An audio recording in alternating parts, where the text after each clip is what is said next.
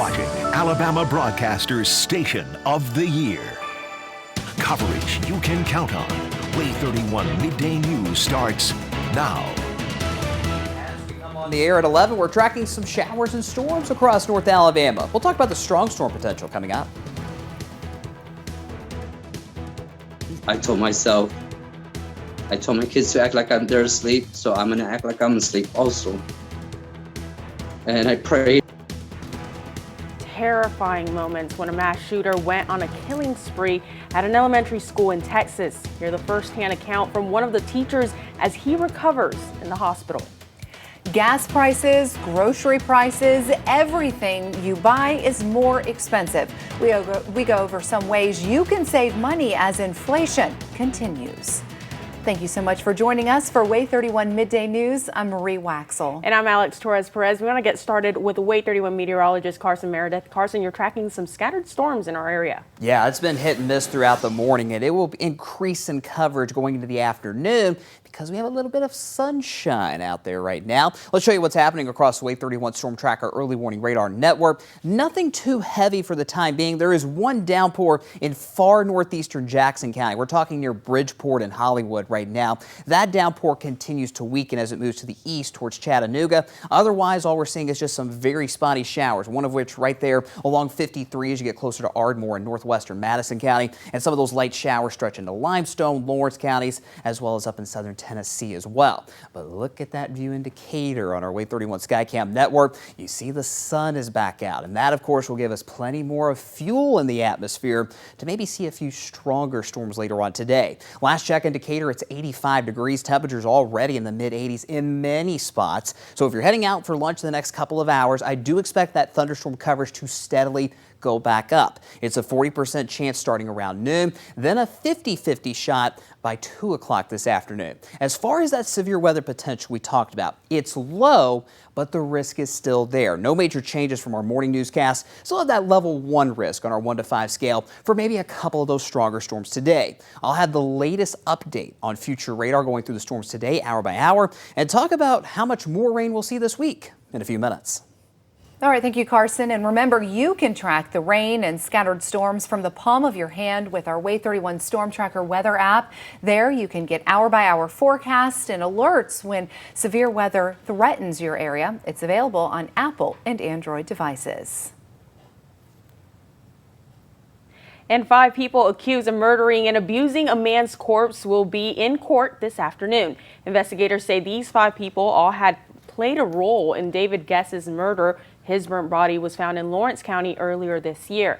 Investigators say he was killed after a fight over catalytic converters. We're learning more about a murder-suicide investigation after a couple was found dead in a burning house this weekend. Investigators believe Justin Tyler killed his wife, Martella, before killing himself in their home. It happened out on York Road. Court documents show Martella filed a protection order in February, claiming Justin stomped her and stabbed her 3 times. Last month, they were in court to have that protection order dismissed. Well, right now, Athens police need your help finding the person who shot a man Sunday night. Police say the victim was shot several times at the intersection of Sanford Street and Summerfest Drive. The victim is in the hospital and expected to be okay. If you have any information about this shooting, call Athens police. Now to an ABC News exclusive this morning. A teacher who survived the Uvalde Elementary School massacre is now sharing the horrifying moments that the gunman started shooting inside the school, killing 19 children and 2 teachers. The teacher speaking to ABC from his hospital bed as he recovers from 2 gunshot wounds. Now that teacher says he is traumatized, understandably, and he doesn't even think he can ever go back inside a classroom. He's also criticizing law enforcement's response to the shooting. ABC's Rena Roy has the story. 4th grade teacher Arnulfo Reyes says Tuesday, May 24th began like any other day at Robb Elementary School. It was our typical morning, and it was going to be a good day because it was going to be our day of awards. Instead, it's a day that now marks the 2nd deadliest elementary school shooting in U.S. history. 19 children, 2 teachers shot dead. Reyes says some students went home after that award ceremony, but 11 from his class stayed behind to watch a movie. The kids started asking out loud, Mr. Reyes, what is going on? And I said, I don't know what's going on, but let's go ahead and get under the table. Get under the table and act like you're asleep. The gunman entered classroom 112 at 11:33 a.m., then made his way into 111 through a connecting door. The 17-year veteran telling his story for the first time as he recovers in the hospital from multiple gunshot wounds. I told my kids to act like they're asleep, so I'm going to act like I'm asleep also. And I prayed and prayed that I would not hear none of my students talk. Over the next 77 minutes, there were multiple calls to 911 before Border Patrol went into the classroom and killed the gunman. Did you feel abandoned in that moment by police, by the people who are supposed to protect you? Absolutely. You have a bulletproof vest. I had nothing. You're supposed to protect and serve. There is no excuse for their actions, and I will never forgive them. The Texas Department of Public Safety and Robb Elementary School did not respond to requests for comment. Reyes tells ABC he'll dedicate the rest of his life to honoring his students and colleagues who were killed and making change. When it comes to gun control, he says he's not against gun ownership, but is advocating for a higher age limit for gun purchases. Rena Roy, ABC News, New York. That was very difficult to watch. Well, we do know that gun reform negotiations are underway in Capitol Hill after the recent number of mass shootings across the country. Senate Republican leaders are expected to meet today and talk about their position. Right now, lawmakers are debating several changes, including increasing background checks and raising the age to purchase a semi-automatic weapon to 21. The White House says lawmakers need to take action soon. While there have been measured victories on gun violence prevention in recent years, there hasn't been a wide-ranging bill passed since 1994. That's almost 3 decades ago. So the president has made it clear that it's time for Congress to act. Tomorrow, some of the victims' families and survivors of the recent mass shootings will testify before Congress in a gun reform hearing. Now, mental health is another aspect lawmakers are focusing on. This as a new mental health center is coming right here to North Alabama. The Decatur City Council and Morgan County Commission each allocated more than $500,000 to build a 16-bed unit. It will be built where the former State Trooper building is located off of U.S. Highway 31. That's next to the Mental Health Center of North Central Alabama. The center is expected to be built by late next year.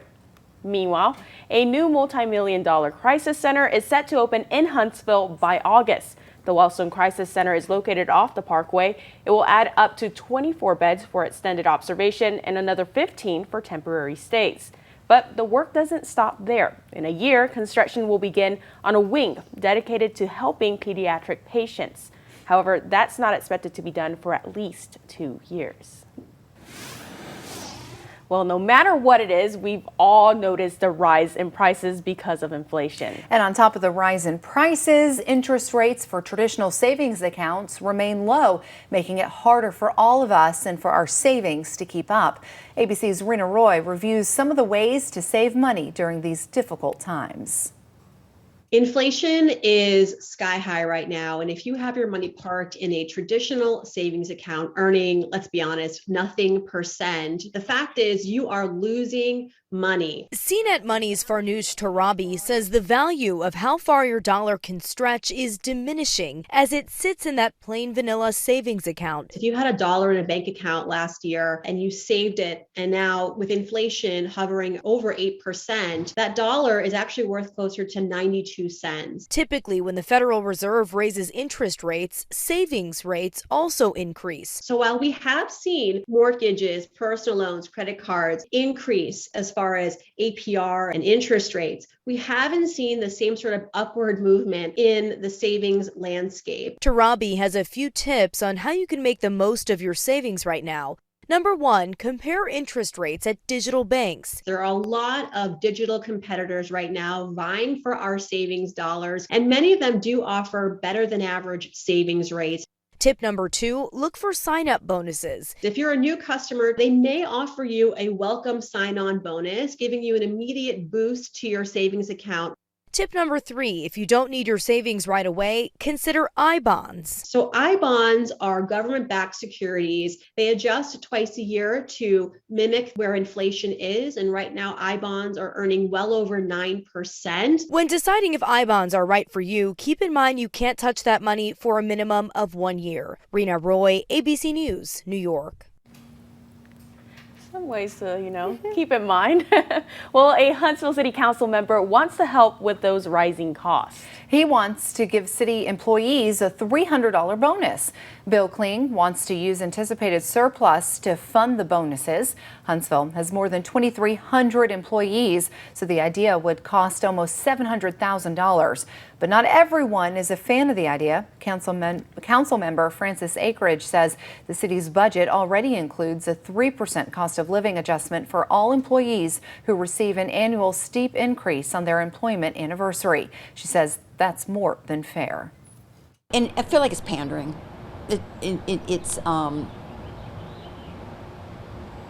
I respect the compassion that Mr. Kling has. I don't respect this idea that we can just give people $300 and hope that that will see them through, say, the next 6 months of inflation. Councilman Kling plans to introduce the proposal at the City Council meeting on Thursday. Hearings for the January 6th Capitol riot begin prime time this week. This as new criminal charges are announced for the Proud Boys. What we can expect during those hearings. Starting to see a few more downpours developing right along the Alabama-Tennessee state line, and a few of those downpours today could be a bit strong. We'll walk you through future radar hour by hour coming up. Coverage you can count on. You're watching WAAY 31 News with the WAAY 31 Storm Tracker Early Warning Radar Network. Welcome back. Time now is 11:14. Capitol Hill preparing for the first round of January 6th public hearings that airs in prime time this Thursday and will feature never-before-seen video and new witness testimony. That hearing comes as the Justice Department announced 5 members of the far-right extremist group, the Proud Boys, now face new serious charges in connection to the Capitol attack. ABC's Justin Finch is following these developments in Washington. Nearly a year and a half following the deadly January 6th attack, the House committee investigating the insurrection is set to release new video and new information. Appearing on CNN, Denver Riggleman, a former congressman and aide to the House Select Committee, says the information and documents the group compiled about the plot to keep Donald Trump in power will shock Americans. When they lay that out up front, I think people are going to be absolutely surprised how much was known with multiple groups. The January 6th committee plans to call documentarian Nick Quested to testify. Quested and his film crew were embedded with the far-right extremist group the Proud Boys for months, including the day the Capitol attack ensued. Clips of Quested's footage and his first-hand account will air publicly at Thursday's hearing. An injured Capitol police officer is also expected to testify. At the heart of the hearings was the violent attack on the Capitol, a conspiracy. Committee Vice Chair and Wyoming Republican Liz Cheney on CBS News. I think certainly, look, if you look at the court filings, do you believe it was a conspiracy? I do.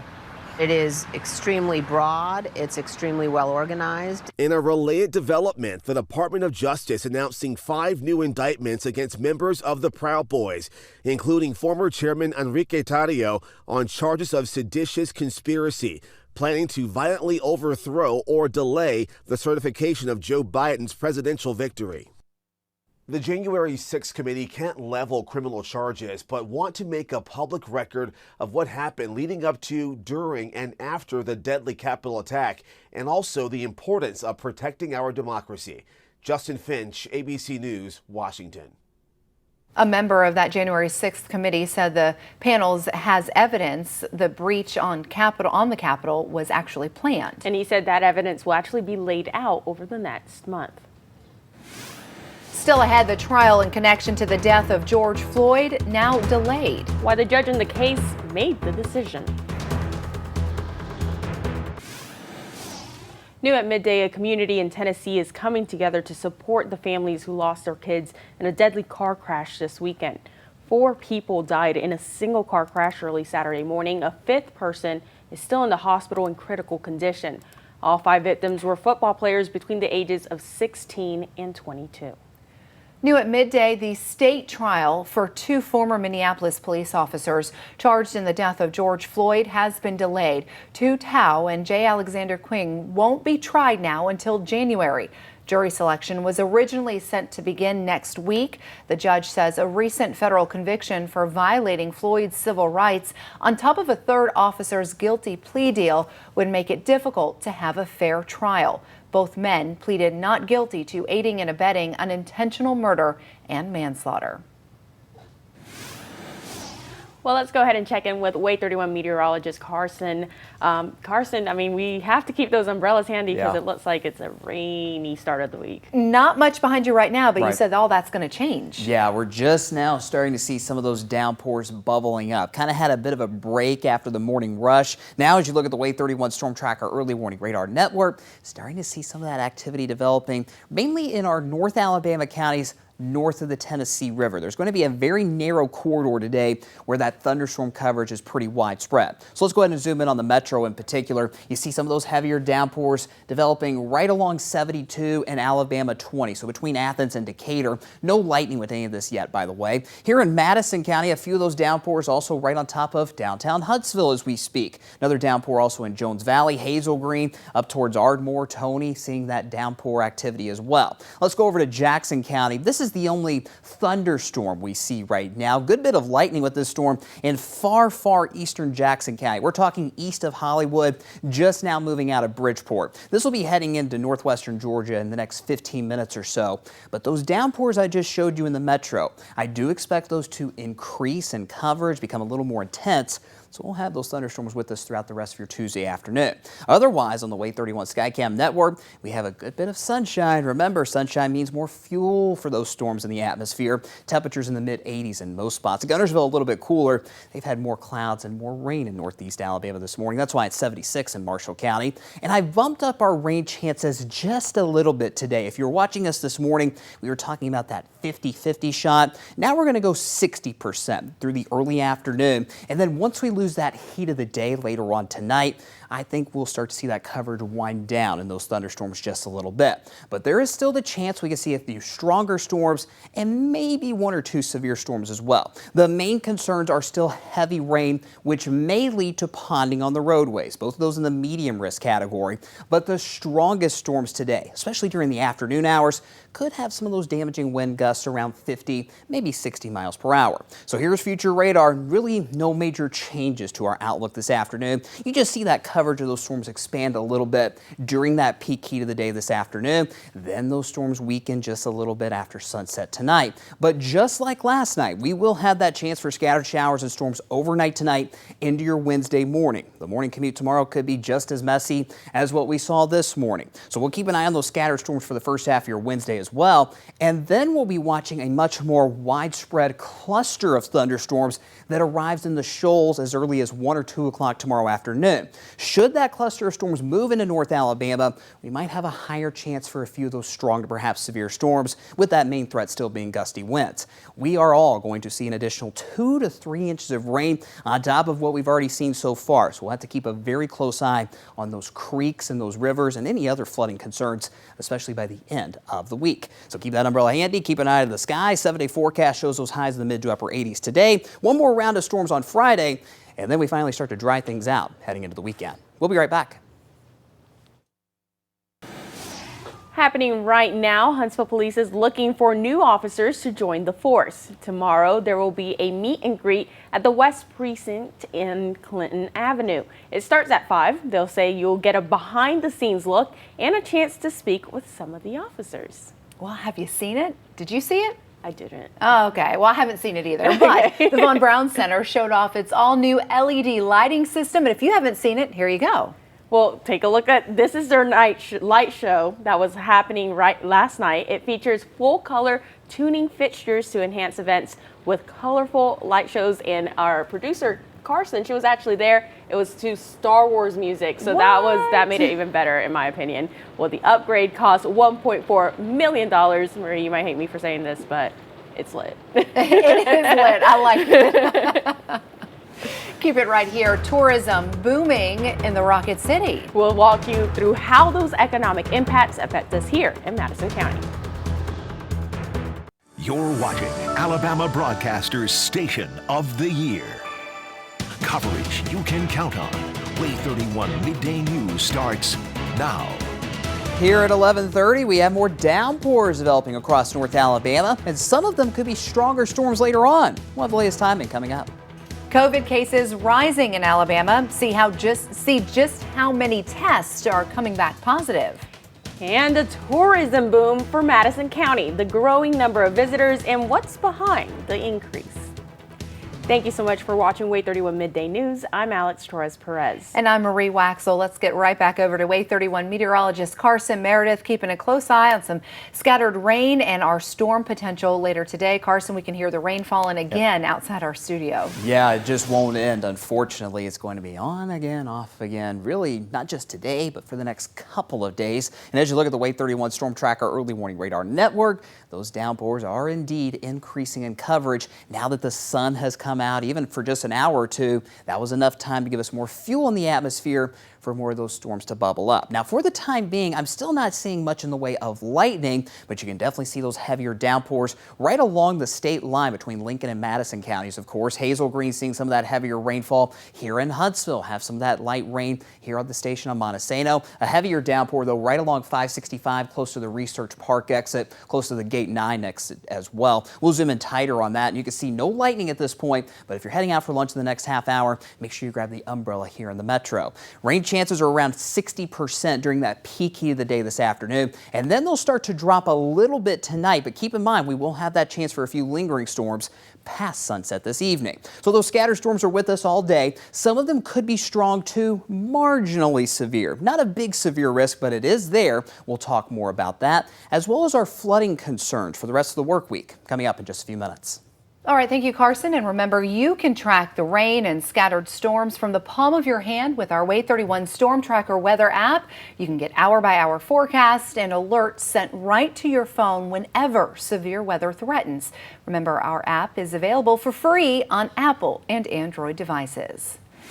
New at midday, 2 people were injured after a helicopter crash in South Alabama. Both people are expected to survive.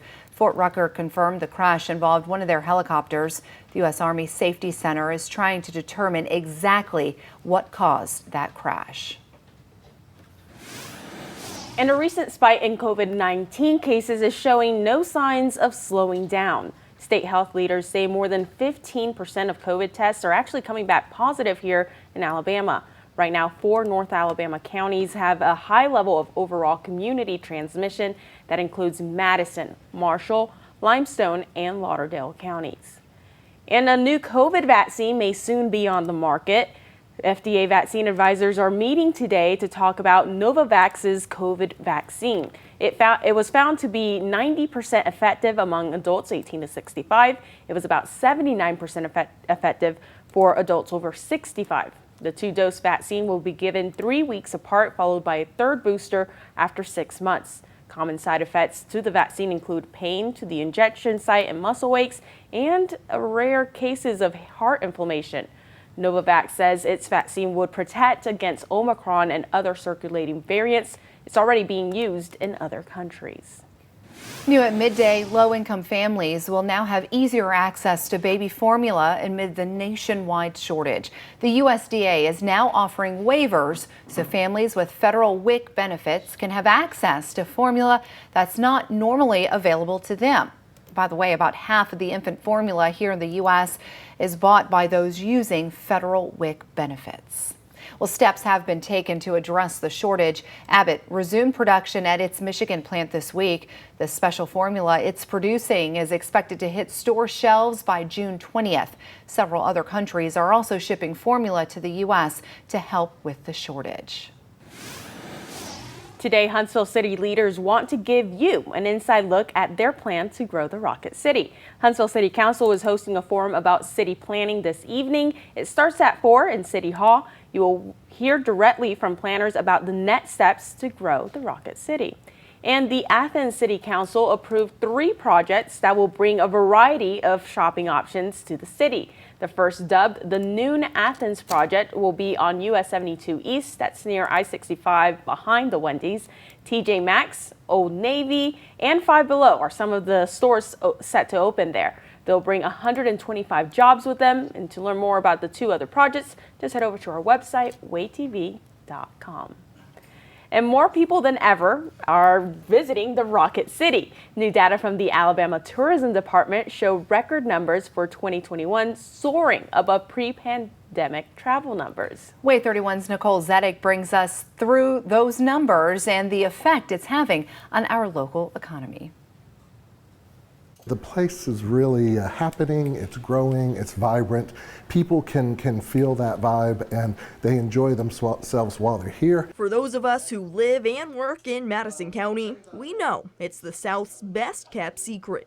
But the secret is getting out, and people want to come see what we have to offer. Their estimate is 3.7 million people. That's in Madison County alone, and they spent an estimated $1.7 billion.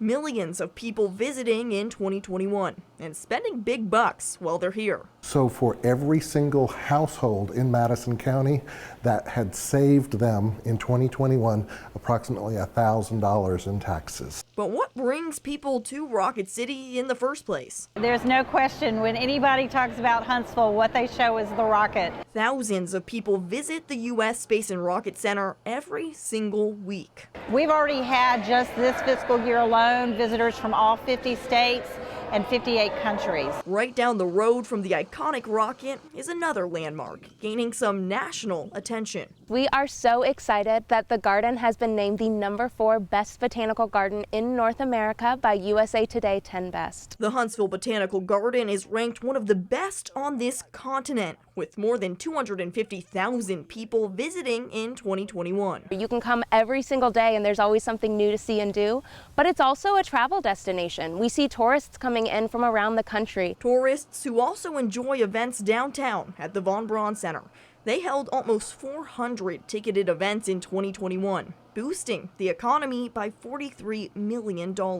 We truly all benefit when we have a strong hospitality industry, a lot of visitors and a lot of travelers. Reporting in the second most visited county in all of Alabama, Nicole Zedek, WAAY 31 News.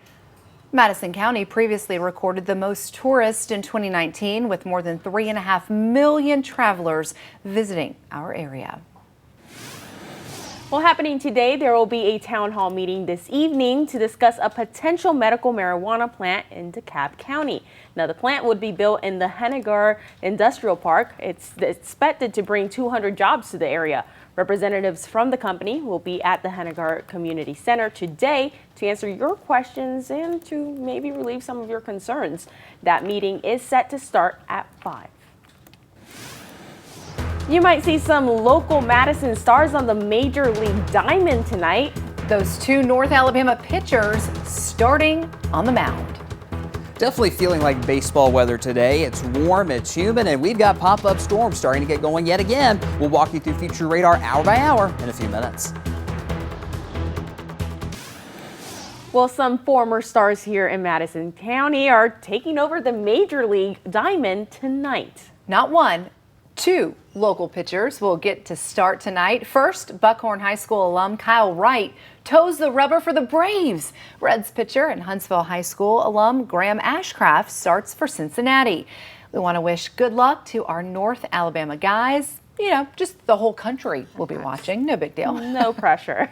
Now let's focus on North Alabama's favorite minor league baseball team. Of course, we're talking about the Rocket City Trash Pandas as they start a 2-week homestand at Toyota Field. Now it starts with a 6-game series against the Mississippi Braves. First pitch is at 6:35 tonight. The first 1,000 kids will get a sprocket bobblehead. Ooh, well, there's a lot more fun, too, to be had at Toyota Field this week. Tomorrow is Dog Day and a beach towel giveaway. Thursday, Law Enforcement Night. Saturday, Firefighter Appreciation Night. And Sunday is a military t-shirt giveaway.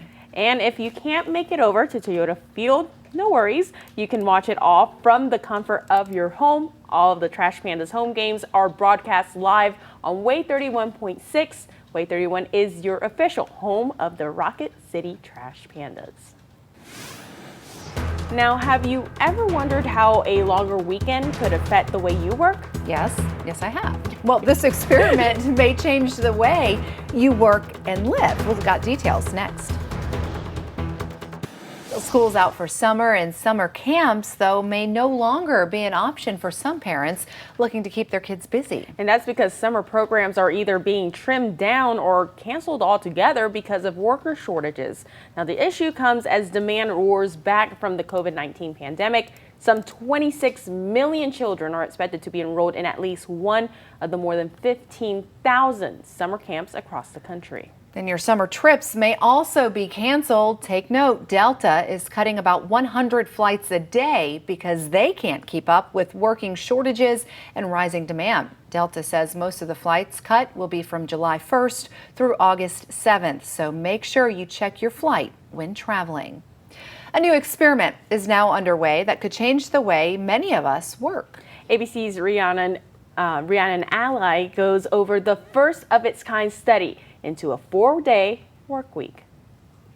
This morning, a 4-day work week sounds like a dream come true, but it's now a reality for thousands of people in the UK. It's good, obviously, for employees who get more time back to spend with their families on professional development. A 6-month trial period, organized in part by a nonprofit, has kicked off for British employees at 70 companies with no loss of pay. Because when you're better rested, you're a better worker, you're more efficient in your job, you're more effective, you're more motivated. They'll be paid 100% of their salaries for 80% of their previous work schedule, but they've committed to maintaining the same productivity, meaning doing the same work in less time. It turns out that in virtually every industry, it's possible to do 5 days worth of work in 4, without stressing people out. Advocates say it could bridge the gap between remote work advocates and companies pushing to bring employees back to the office full time. I'm optimistic that even as we can return to something like normal, that we will be able to continue to experiment and kind of build on the best parts of the experience of the pandemic. Some countries have already adopted a 4-day work week. Companies in Japan and Iceland are seeing success, but it's been slow to catch on in the U.S. Some opponents say that it could destabilize the economy, putting undue pressure on businesses, especially those that have slim margins. What would you say to those people? There's no company I know of, and I've studied hundreds at this stage, who have moved to a 4-day week and lost money. Industries participating in this trial run in the UK range from banking to retail services to education. We'll see when this trial ends in December whether they're ready to cut back to 4 days a week for good. Rhiannon Alley, ABC News, New York. Weather coverage you can count on with meteorologist Carson Marion and the WAAY 31 Storm Tracker Early Warning Radar Network. Here on this Tuesday, we are tracking, you guessed it, more showers and storms developing. Another view across the entire WAAY 31 Storm Tracker Early Warning Radar Network shows a lot of this scattered activity that has redeveloped really since we came on air at 11 o'clock. And that's because of the sunshine peeking out for the last couple of hours, giving us more fuel in the atmosphere. And unfortunately, these hit and miss storms are with us for the rest of the day and maybe into the evening hours as well. Let's start things off in Madison County. Heavier downpour continues right on top of Huntsville, stretches from 565 towards the Gate 9 exit all the way across South Huntsville, Jones Valley, down towards Gurley. just south of Montesano right now. No lightning with any of that activity right now. We are watching a couple of lightning strikes with this particular storm near Hazel Green. Let's go further west. Not seeing any thunderstorms at this point in our southern Tennessee counties, but I do expect this coverage to continue to expand through the rest of the afternoon. So it's probably not the best day to be by the pool. Forecast highs in the upper 80s. Yes, you will have dry time if you want to step outside for a few minutes today, but those storms again becoming a bit higher in coverage. It's a 60% chance for the second half of the day today. So as far as the severe weather potential is concerned, yes, it is there, but it is low. The new outlook that just came down from the Storm Prediction Center about 20 minutes ago shows a level 2 risk in effect just off to our west. So we're saying western Tennessee, northern Mississippi, into Arkansas as well. We could see a couple of rogue storms go severe this afternoon. We're talking damaging wind gusts and, of course, that heavy rain and lightning potential that every single storm will have today. So we do have that level 1 risk still in effect. It's on a 1 to 5 scale, so it's low, but it does bear watching. Just keep an eye on the skies throughout the day. You notice on future radar 5 o'clock this evening, that thunderstorm coverage, it's pretty widespread. For that Trash Pandas game tonight, it's going to be a close call. Even if the thunderstorms start to weaken past sunset tonight, we'll still have some lingering showers around. That's 10 o'clock this evening. And very similar to what we saw last night and this morning, we could have more storms redevelop during the overnight hours tonight. This is 4 o'clock tomorrow morning. Maybe another messy morning commute, similar to what we saw a few hours ago. Those scattered showers and storms continue through 8 o'clock tomorrow morning, and then we'll be watching a more organized cluster of thunderstorms that comes in to northwest Alabama during the early afternoon tomorrow. So we're talking 1 or 2 o'clock. Should that cluster of storms materialize and move through our neck of the woods, we'll have a higher chance for some damaging wind gusts in addition to that heavy rain and lightning potential. That again tomorrow afternoon.